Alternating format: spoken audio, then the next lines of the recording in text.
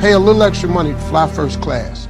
What it does is it conditions your mind. Once you get in first class and you see how wide the seats are, everybody get a washcloth, they got a menu, you get to decide what you want, all the drinks is free.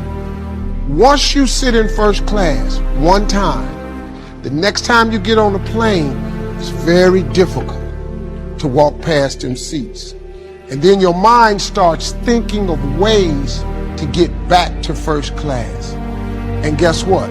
That's what you start attracting to your life. And you start behaving and producing stuff to get you back into first class. That's how you move up. You just, like buy you one really expensive outfit. Just see how it feels. It changes your life. It will then cause your mind to subconsciously produce thoughts to get another one. And next thing you know, you attract the thing you need to produce the outcome that you want. For your dreams to greatly influence you, or the future to pull you, your future must be well planned. There are two ways to face the future. One is with apprehension, the other with anticipation. Guess how many people face the future with apprehension? Why? They don't have it well designed. And without really thinking about it, they have probably bought someone else's view of how to live. You will face the future with anticipation when you have planned a future you can get excited about. When you have designed your future results in advance. In this way, the future will capture your imagination. It will exert an enormous influence on you. And to design your future, you must have goals. Well-defined goals are like a magnet. They pull you in their direction. And the better you have defined them, the better you have described them, the harder you work on them, the stronger they pull. And they pull you through all kinds of difficulties too. Without goals, it is easy to let life deteriorate to the point where you're just making a living. It is not difficult to get trapped by economic necessity and settle for existence rather than substance. We all have a choice. We can either make a living or design a life. So if you're not going to change, see, if you're not going to do it, even though you promise yourself year after year, just then make arrangements to see that it gets done. So analyze how you are.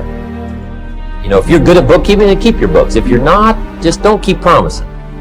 Just drop off all that mess, you know, twice a week or once a month in somebody's lap and say, here, figure this out and I'll pay you to do it. Sometimes for $100 a month or something, $50 a month, somebody will just, you know, calculate a lot of stuff for you. Just save yourself all the grief of promising and never doing it. So analyze how you are. That's very important.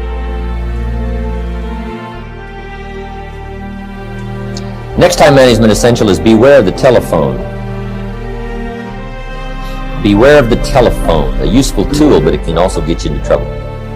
So you got to watch the telephone on time management. Here's one way to use the telephone. Make sure you make an agenda before you make a call. Make a little list of what you're going to talk about before you call. Don't try to think and call out of your head. But if you don't have this agenda, you wander around, talk about all kinds of things that probably aren't essential.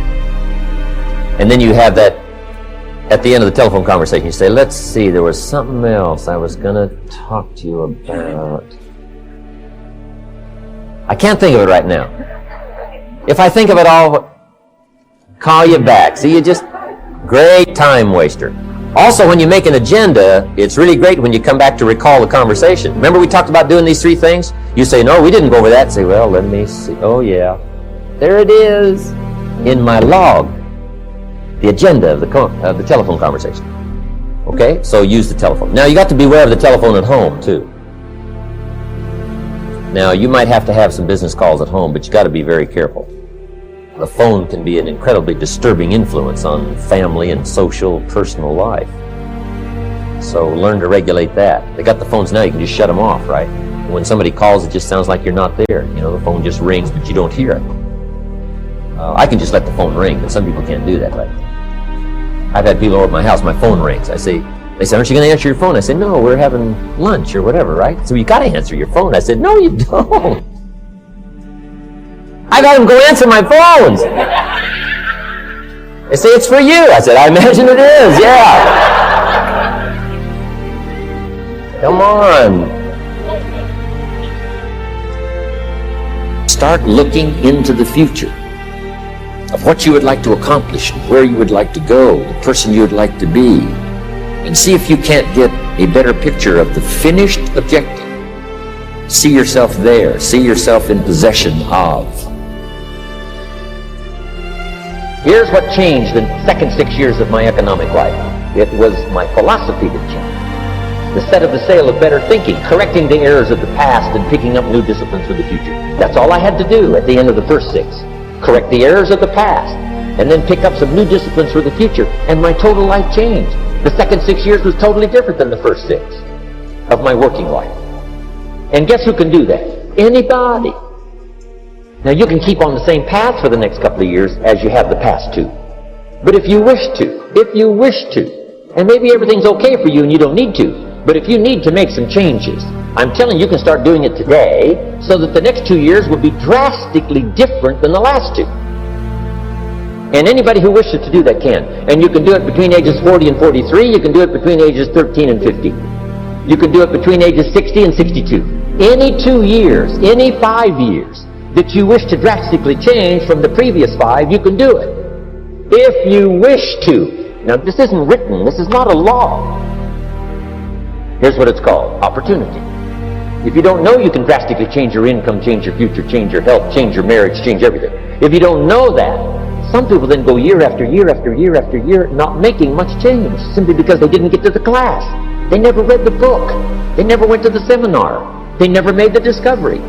They didn't seek for the knowledge of how could I make my life better. And if you just rock along, I'm telling you it's okay. Anybody can live any way they choose, but I'm here to tell all of you that if you wish to, it's possible to make the next 3 years totally different than the last 3. And all you have to do is just a few things. So we got that one now? It's not the blowing of the wind that determines your income. It's not the blowing of the wind that determines your fortune. It's the set of the sail. And that's why we gathered here today. Maybe I've got some ideas that'll help you with a couple of little things about setting the sail of your thinking that might drastically give you multiplied more benefit the next 3 years than you've gotten in the last 2. When that nagging voice within us brings up the possibility of failure, it takes discipline to admit our errors and recognize our limitations. The voice of the human ego speaks to all of us. Sometimes the voice of ego says that we should magnify our value beyond our results. It leads us to exaggerate, to not be totally honest. It takes discipline to be totally honest, both with ourselves and with others. Be certain of one thing: every exaggeration of the truth, once detected by others, destroys our credibility and makes all that we say and do suspect. As soon as a business colleague figures out that we tend to exaggerate, guess what? They'll always think we exaggerate, and they'll never quite hold us in the same regard again. Never. The tendency to exaggerate, distort, or even withhold the truth is an inherent part of all of us.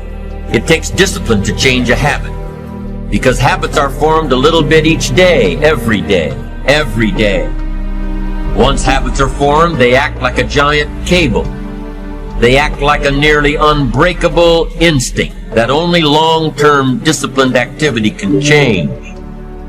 We must unweave every strand of the cable of habits slowly and methodically until the cable that once held us in bondage becomes nothing more than scattered strands of wire. It takes the consistent application of a new discipline, a more desirable one, to overcome one which is less desirable. It takes discipline to plan. It takes discipline to execute our plan. It takes discipline to look with full objectivity at the results of our applied plan. And it takes discipline to change either our plan or our method of executing that plan if the results are poor. It takes discipline to be firm when the world throws opinions at our feet. It takes discipline to ponder the value of someone else's opinion when our pride and our arrogance leads us to believe that we are the only ones with the answers. And then after a year or two, I recommend you bump that up to 1 hour per day if you really want to supercharge your fulfillment levels in life. And then the last point, and this is one of my favorites, and this is one that people really miss out on, is study success. Successful people study success. Success is not what we naively think. It's just something that happens naturally to some people and doesn't happen to other people. Success is a very deliberate, conscious endeavor that you undertake. Success is built over months and years, and it's done consciously. And the more you understand the principles of success, to believe in ourselves is to love other people, that they become so grateful for us that they give us some of that feedback, that there's so much appreciation and love and joy in the moment with others that you can't help but just feel that vibe, that there's an emotional contagion. When other people around you are feeling loved and cared for and excited about life.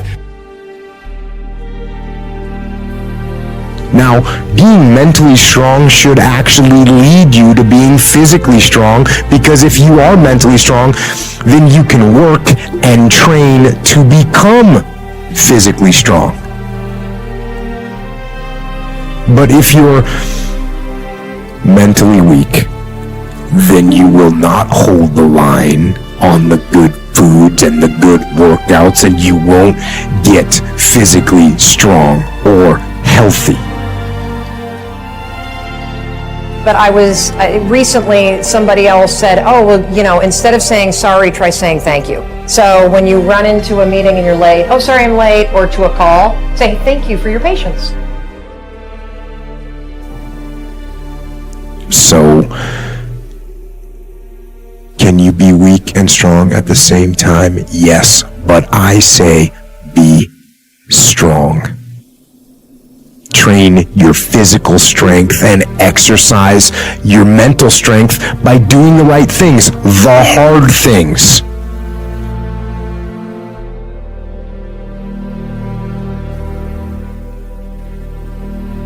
Or what is going to bring you down? There's distractions.